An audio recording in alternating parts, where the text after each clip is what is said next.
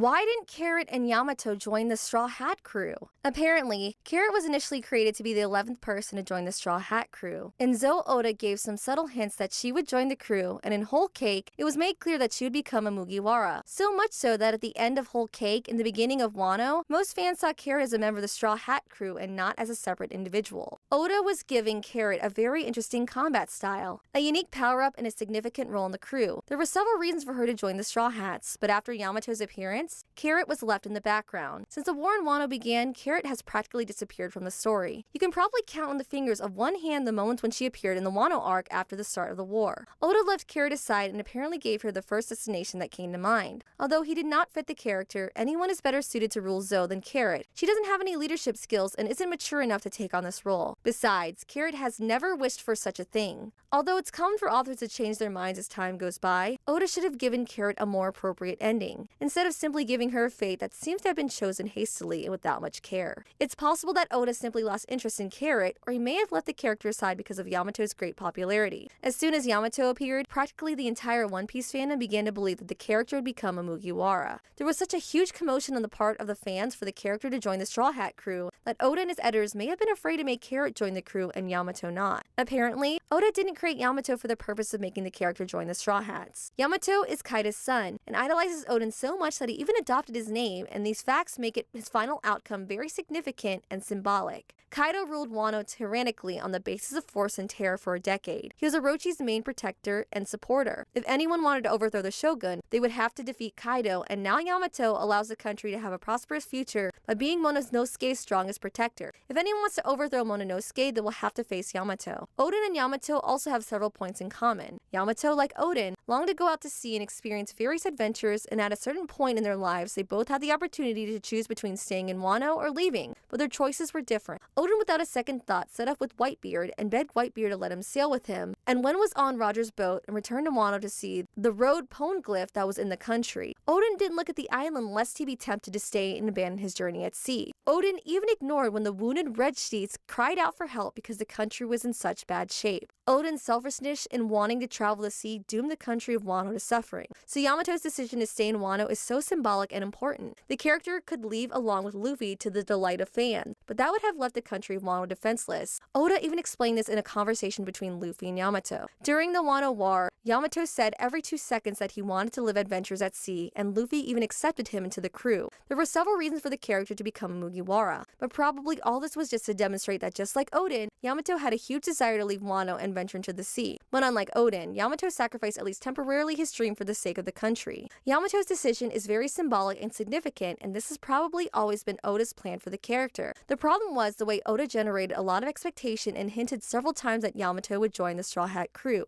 including making fools of fans by ending a chapter with Yamato saying he was going to the sea, practically confirming that the character would become a Mugiwara, getting fans super excited, only for the character to change his mind in the next chapter, leaving fans with a great sense of frustration.